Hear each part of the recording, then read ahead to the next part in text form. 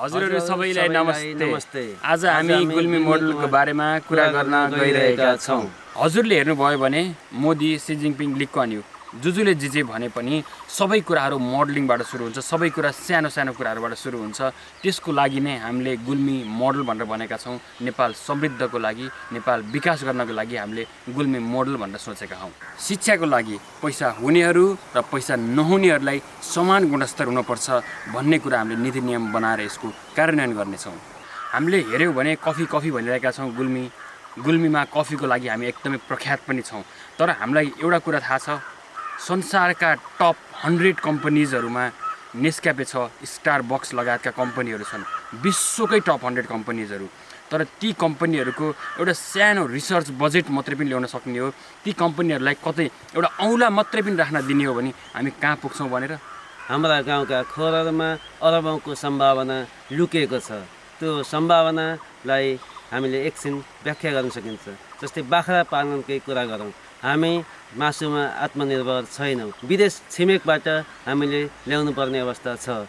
20-25 हजारको लागि चाहिँ विदेशी परेका ती युवाहरूलाई चाहिँ ती बाख्रा पालनलाई उद्योगको रूपमा, घरेलु उद्योगको रूपमा हामी विकास गर्न सक्छौँ। र हामी मासुमा चाहिँ हामी विदेशमा भर पर्नुपर्ने अवस्थाको अन्त्य भयो भने त्यसले रोजगारी सिर्जना गर्न सकिन्छ। त्यसकारण हामीले चाहिँ यसलाई व्यावसायिक उद्योगमा चाहिँ विकास गरौँ न त। पूर्वाधारको क्षेत्रमा तपाईहरुले नेताहरूलाई पहल गर्नुपर्ने जुन बाध्यता छ त्यसको हामीले वैज्ञानिक विधिद्वारा अन्त्य गर्न चाहन्छौँ।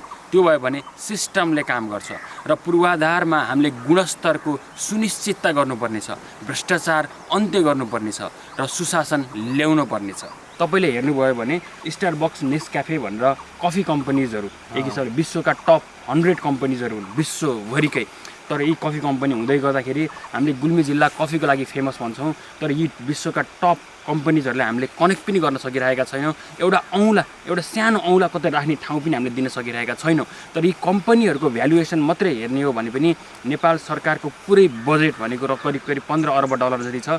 तर यी कम्पनीहरुको भ्यालुएसन 100 खरबमा छ हैन। रेभिन्यू मात्रै लगभग 30-35 अर्ब डलर रुपैयाँ छ। त्यो चाहिँ हामीले ट्याप इन गर्न सकिरहेका छैनौं। त्यही भएर हामीले यो सम्भावनालाई पनि हामीले ट्याप इन गर्नुपर्ने छ, उनीहरूलाई कनेक्ट गर्नुपर्ने छ। उनीहरूलाई रिसर्चको थ्रुबाट हुन्छ, केको थ्रुबाट हुन्छ, उनीहरूलाई सम्भावनाको थ्रुमा चाहिँ हामीले नल्याइकन चाहिँ हामी गुल्मी मोडल चाहिँ सम्भव छैन। गुल्मीको सन्दर्भमा तपाईले हेर्दै गर्दा धार्मिक महत्त्व बोकेको रिडी र त्यस्तो उचाइ लिएको रेसुङ्गालाई हेरौँ न त। तर ती ठाउँमा बस्दा कफीको कुरा गर्दा त्यो कफी खाने ठाउँ कहाँ छ त? यहाँ गुल्मीमा कुनै 5 स्टार 3 स्टारसम्म पनि छैन। त्यसकारण त्यसको विकासको लागि हामीले त्यसको लागि नीति बनाउनु पर्नेछ र ती व्यवसायहरूलाई चाहिँ हामीले चाहिँ प्रोत्साहित गर्नको लागि त्यो अनुसार कानुन निर्माण गर्नुपर्नेछ। हो, एकदमै सही भन्नुभयो। त्यसको लागि यदि हामी उद्योगिक व्यवसायहरूलाई यहाँ छिराउने हो भने चाहिँ हजुरहरूले, नेपाली जनताले, गुल्मेली जनताले हरियो, निलो, रातो गराएर मिक्स गरिदिनु हुँदैन। हजुरहरूले स्पष्ट रूपमा चाहिँ निलो मात्रै दिनुभयो भने उद्योगिक व्यवसायहरूलाई स्पष्ट रूपमा ल्याउन सकिन्छ। जसरी गुजरात मोडलमा मोदीले अथवा सी जिनपिङको हाङझौ मोडलमा उद्योगिक व्यवसायहरू, खरबपतिहरूलाई स्पष्ट रूपमा रातो कार्पेटले स्वागत गरेर उद्योगीहरूलाई ल्याउन सकिन्छ नि। त्यो हामीले यदि तपाईले छिसमिस गर्नुभयो, रातो, निलो, हरियो गराउनु भयो भने त्यो चाहिँ सम्भव छैन।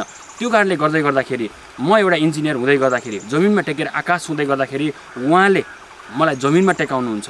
उहाँ भनेको म आफै इन्जिनियर भएँ, प्लानर भएँ, योजना बनाउने भए, कार्यान्वयन गर्ने भए। तर त्यो कार्यान्वयन गर्नको लागि जमिनमा त टेक्नु पर्यो नि त। हाम्रो कर्मचारी तन्त्रसँग त बुझ्नु पर्यो नि त। उहाँसँग 30 वर्षको अनुभव छ, कानुनको उहाँ विज्ञ हुनुहुन्छ, लयर हुनुहुन्छ, अदालतमा गएर मुद्दा मामिला गर्नुभएको छ। नेपालभरि भिजिट भिसा काण्ड तपाईले सुनिराख्नु भएकै होला। भिजिट भिसा काण्ड उजागर गर्ने हो। उहाँको बोली तपाईलाई एकदमै कन्भिन्सिङ गर्ने नहोला, तर काम 101 छ, दमदार छ। त्यही भएर तपाईले यसपालि काम हेर्नको लागि म इन्जिनियरले योजना बनाउँछु, भिजन बनाउँछु, त्यो जमिनलाई टेकाउनको लागि चाहिँ गोविन्द सर चाहिन्छ मलाई। त्यसैले सागरजी, जुन भिजिट भिसाको नाममा मानव तस्करी भएको छ त्यो रोक्नको लागि कानुन आवश्यक छ। अहिले पनि हामीलाई थाहा छैन, मानव तस्करीको नियन्त्रण गर्ने नेपालमा कानुन बनेको छैन। यी पुराना दलले त्यस्तो कानुन समेत नबनाएको कारणले अहिले युवा विदेशमा गएर एकदम पीडित भएको अवस्थामा पनि फर्काइसकेपछि कानुनी कारवाही गर्ने हामीसँग कानुन छैन। त्यसकारण यी सबै कुरालाई चाहिँ हामीले कानुन बनाउन चाहन्छौँ। त्यसको लागि चाहिँ हामीले चाहिँ हिँड्दै गर्दा दुईटै खुट्टा भएन भने चाहिँ सही ठाउँमा पुग्न सकिँदैन। हो, त्यही भएर दुईटा खुट्टा जिताउनु भयो भने हामी चाँडै दौडिन सक्छौँ, तर एउटा खुट्टा मात्रै भयो भने बैशाखीको सहारा लिनुपर्छ। आशा छ गुल्मेली जनताले हरियो पनि होइन, रातो पनि होइन, पुरै गुल्मी जिल्लालाई निलो बनाइदिन्छन्। गुल्मी मोडलको लागि गुल्मी जिल्ला निलो किल्ला। त्यसैले घन्टी चुनाव चिन्हमा मतदान गरौँ।